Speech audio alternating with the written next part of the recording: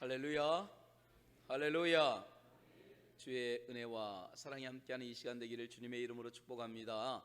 우리 앞뒤 좌우분들에게 함께 서로 이렇게 축복합니다. 오늘 당신에게 좋은 일이 일어날 것입니다. 여러분의 그 고백대로 믿음대로 이루어지기를 간절히 소망합니다. 그 뒤를 따라가라.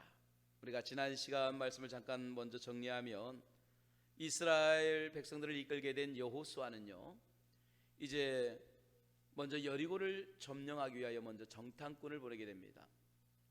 그리고 여리고에 먼저 갔던 정탐꾼들은 우여곡절 끝에 여리고를 정탐하면서 라합이라고 하는 기생의 집에 들어가게 됩니다.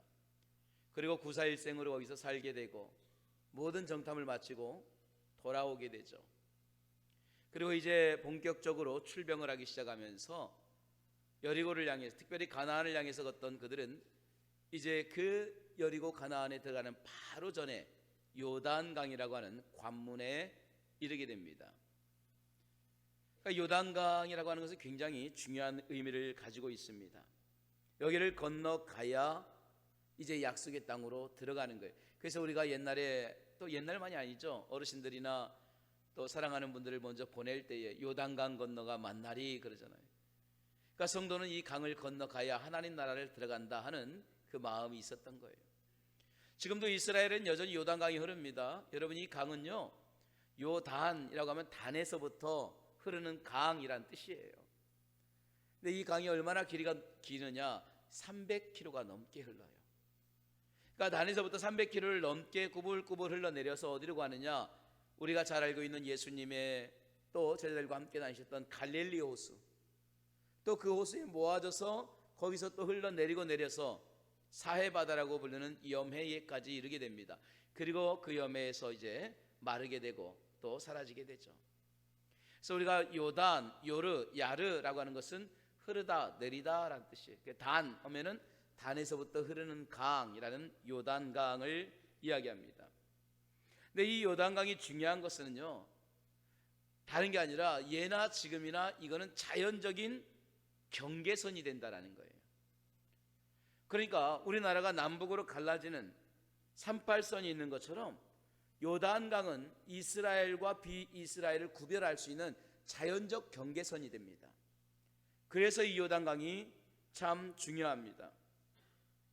그래서 성경에서도 이 강을 이야기할 때마다 강 이편, 강 저편, 그걸로 이스라엘 그리고 그렇지 않은 나라를 구별하는 거예요.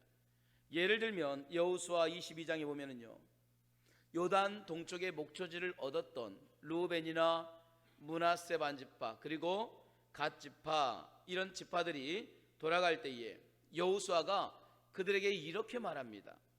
여호수아 22장 4절을 한번 보여드립니다. 이제는 너희의 하나님 여호와께서 이미 말씀하신 대로 너희 형제에게 안식을 주셨으니, 그런즉 이제 너희는 여호와의 종 모세가 요단 저쪽에서 너희에게 준 소유지로 가서 너희 장막으로 돌아가라.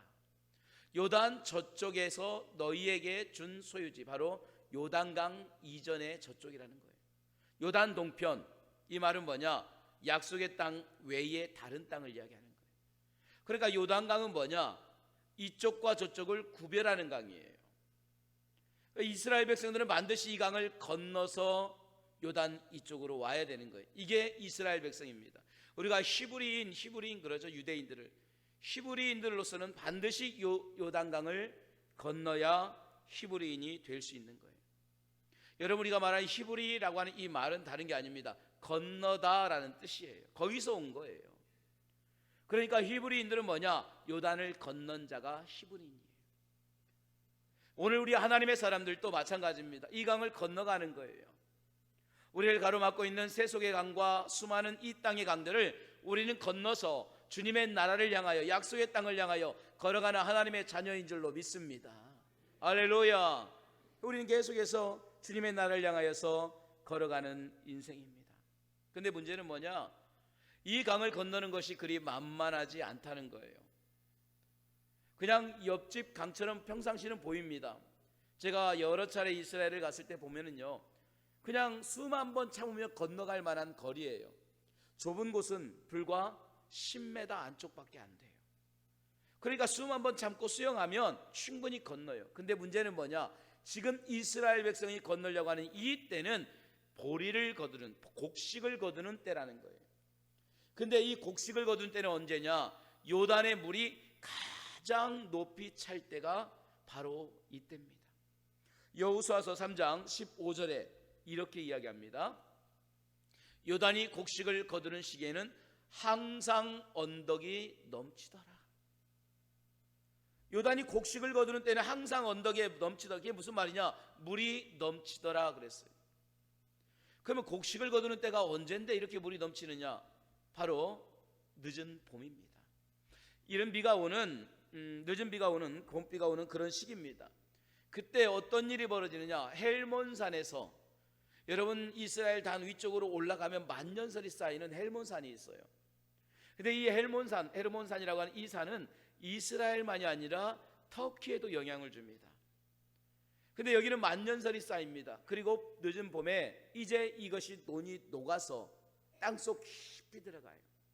그리고 이것이 지하를 통해서 흘러가서 이스라엘로 가기도 하고 터키로 가기도 해요. 터키로 가면 이게 어디까지 가느냐? 우리가 알고 있는 라오디게아 교회까지 막 흘러가요. 그래서 차든지 덥든지 하라 하는 이 말씀이 바로 여기서 옵니다. 이 찬물이 흘러와도 라오디게아에는 물이 없으니까 그 옆 동네에 있는 히에라볼리라고 하는 온천수가 같이 오는 거예요. 두 물이 합쳐서 오다 보니까 이 물이 미지근해져요. 그래서 바울이 차든지 덥든지 하라고 하는 이 말이 바로 여기에서 나왔던 거예요. 물이 차지도 않아요. 덥지도 않아요. 자, 이 물이 오늘 단에서부터 흘러내려옵니다. 그 물이 단에서부터 터져 나오는 거예요. 그렇게 터져 나온 물이 점점 요단 수위를 높이는 거예요. 그 요단 수위가 활짝 높아지니까 유속이 빨라집니다. 건널 수가 없는 거예요. 근데 저는 이 말씀을 가만히 보면서 궁금한 게 생겼어요. 아니, 하나님, 많고 많은 시간 중에 왜 하필 이런 시간에 건너라고 합니까? 여러분 그렇잖아요. 하나님이 지금 늦은 봄비가 오는 이 시기인 거 뻔히 알고 유속이 빠르고 물이 언덕이 넘치는 때가 뻔히 아는데 이 때를 굳이 골라서 건너라고 하시는 이유가 뭐냐라는 거예요. 얼마든지 좋은 시간이 있잖아요. 얼마든지 편할 때 있잖아요. 얼마든지 수위가 낮을 때 있고 유속이 느릴 때가 있잖아요. 근데 왜 하나님은 그 좋은 시간들을 다 놔두시고 왜 우리가 볼 때 가장 안 좋은 이 때를 건너가게 하실까? 참 궁금했어요. 근데 가만히 묵상하다가 깨닫는 게 그런 겁니다.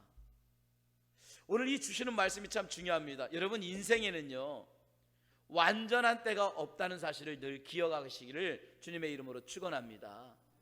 내 인생에 완전한 때 없어요. 좋은 때 왜 안 주십니까? 말하는 이 좋은 때는 뭐냐? 내가 생각하는 좋은 때예요. 그나마 수많은 때들 중에 내가 볼 때의 좋은 환경, 좋은 시간, 좋은 때를 이야기하는 거지 하나님 보실 때는 그때도 완전한 때가 아니라는 거예요. 어차피 우리 인생에는 완전한 때는 없어요. 어차피 우리의 인생에는 완벽한 시간은 없습니다.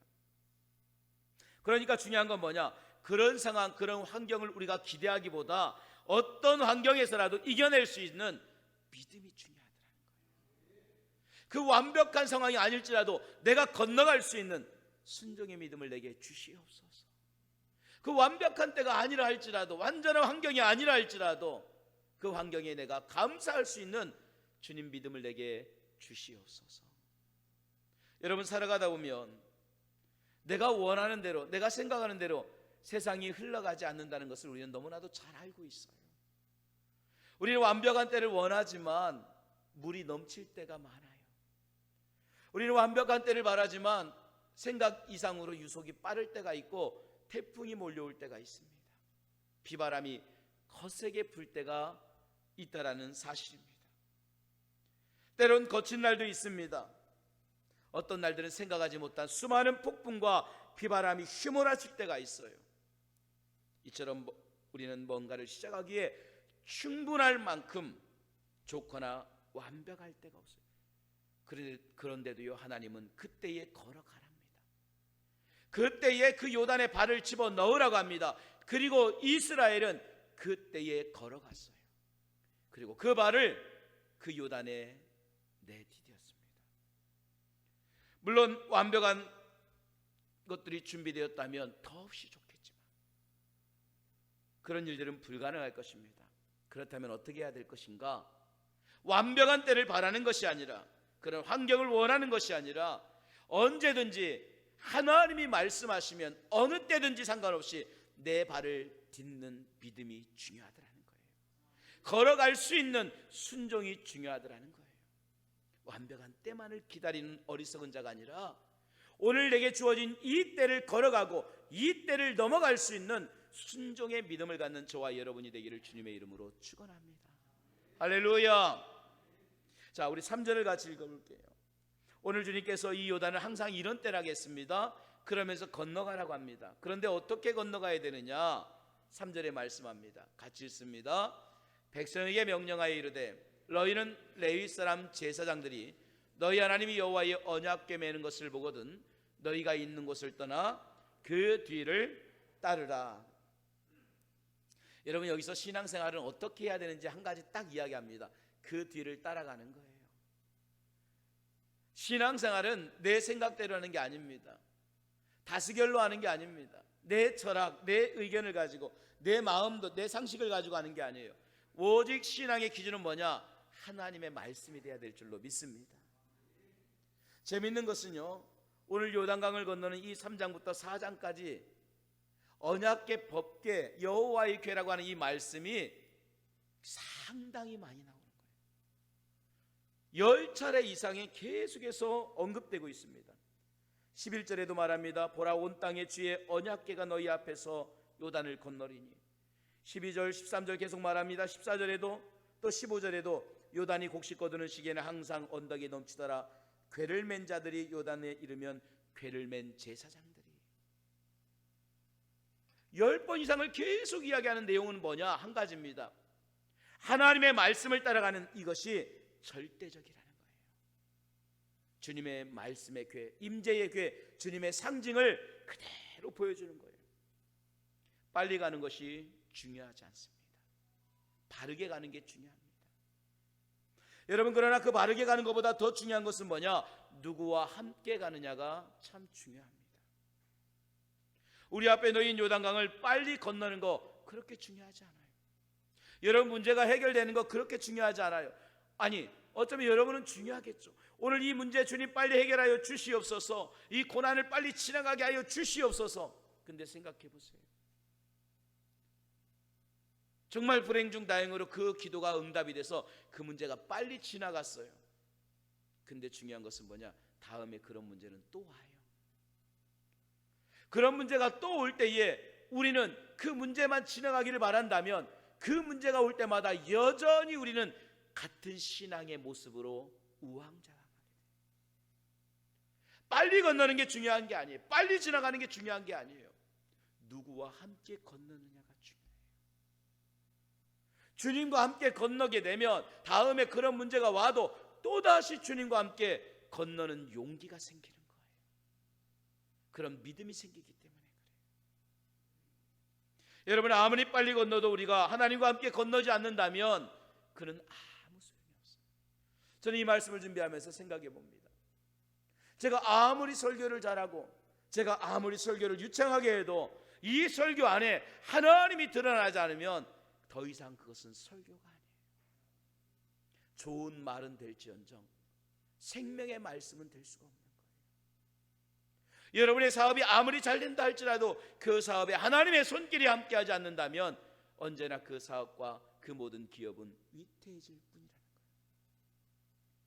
빨리 요단을 건너는 그런 모습이 아니라 주와 함께 건널 수 있는 믿음의 귀한 성도들이 되기를 주님의 이름으로 축복합니다.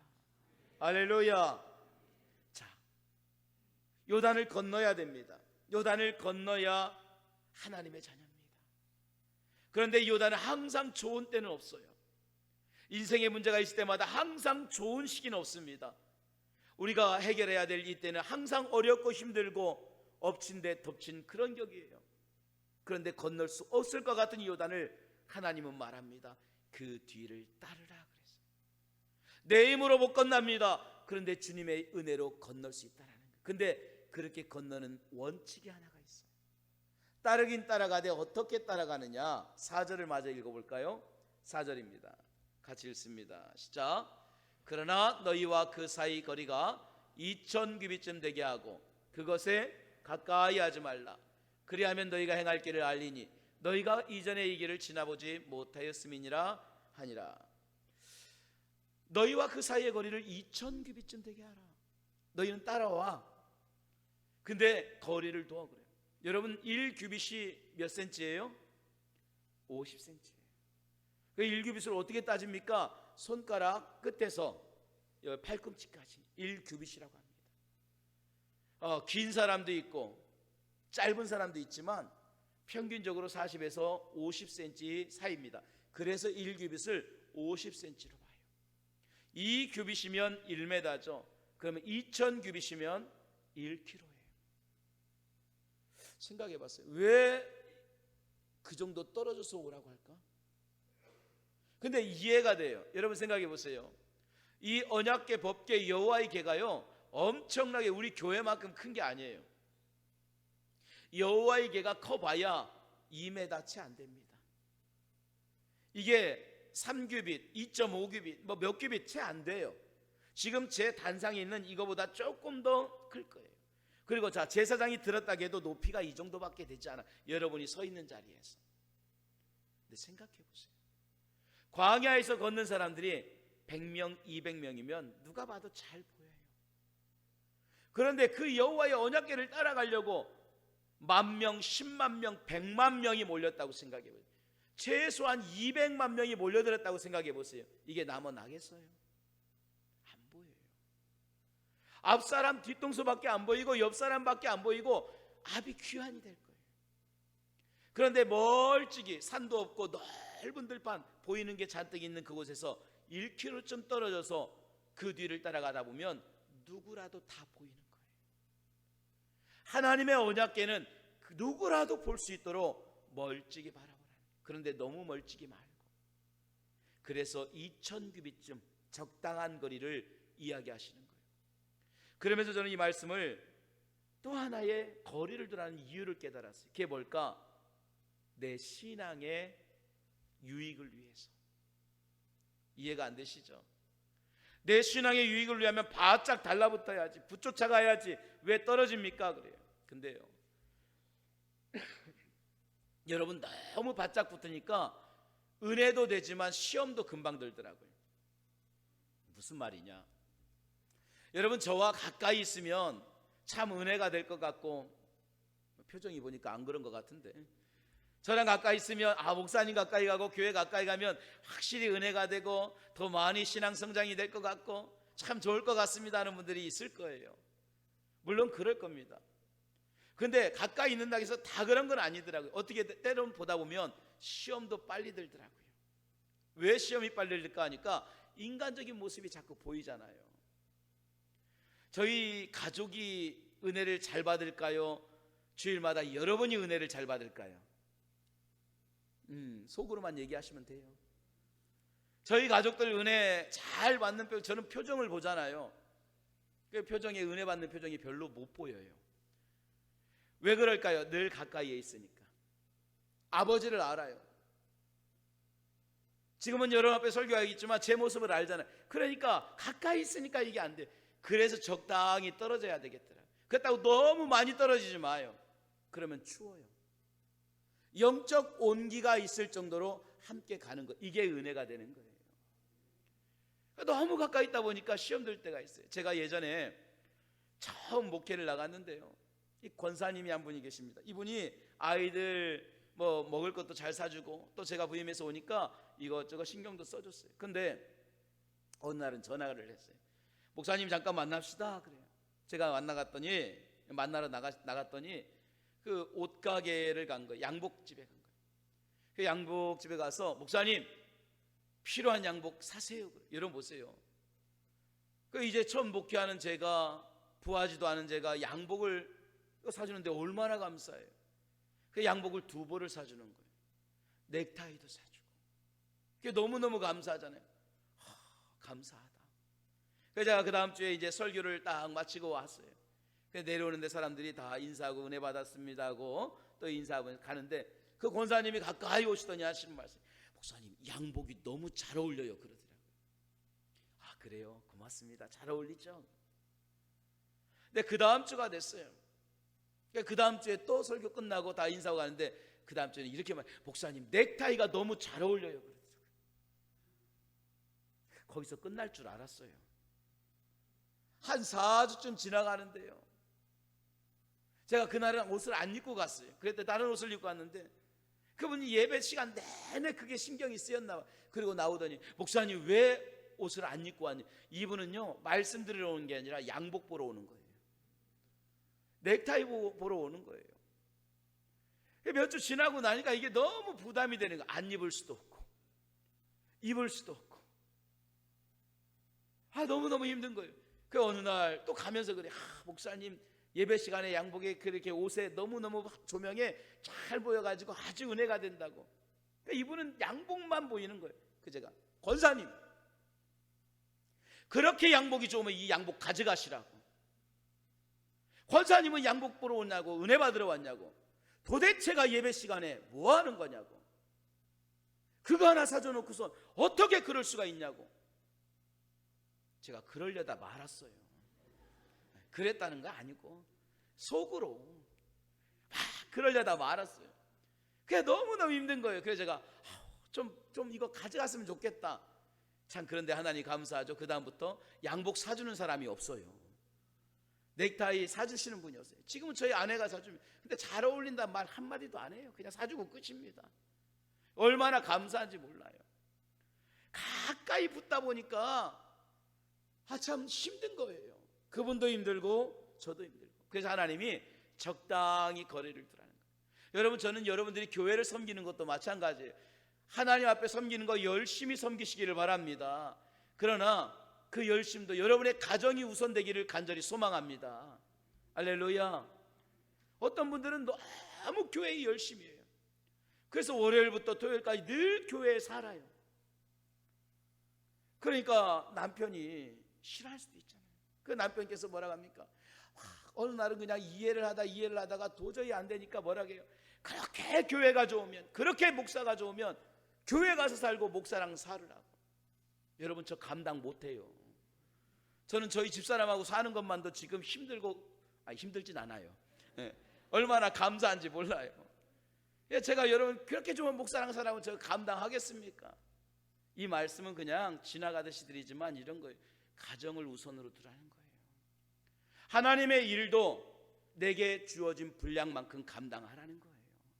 주님의 일도 내가 감당할 수 있는 만큼, 내게 은혜가 되는 만큼 헌신하라는 거예요. 그 외에는 여러분의 가정을 섬기고 자녀를 섬기고 사랑하는 가족들을 잘 섬겨 나갈 때 그것이 하나님의 은혜가 될 줄로 믿습니다. 균형이 이루어져야 되는 거예요. 그래서 오늘 2000규빗쯤 떨어져라는 이 말씀은 참 은혜가 되는 말씀이에요. 그것은 더 잘 보기 위해서, 더 잘 섬기기 위해서 적당한 거리를 두라는 거예요.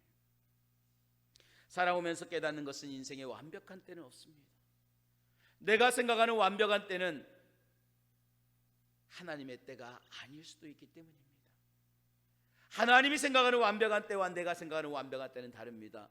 중요한 것은 완벽한 때를 기도하고 기다리기보다 어느 때든지 우리는 그 때가 내게 주어지면 믿음으로, 순종으로 걸어갈 수 있는 믿음이 있어야 한다는 것입니다. 그 믿음을 가지고 말씀을 붙들고 따라가기를 원합니다. 그 말씀을 우리는 적당한 거리를 두고 그 말씀이 잘 보일 수 있도록 언제나 그 뒤를 따라서 하나님의 말씀을 중심으로 살아가는 저와 여러분이 되기를 주님의 이름으로 축복합니다. 할렐루야. 기도하겠습니다.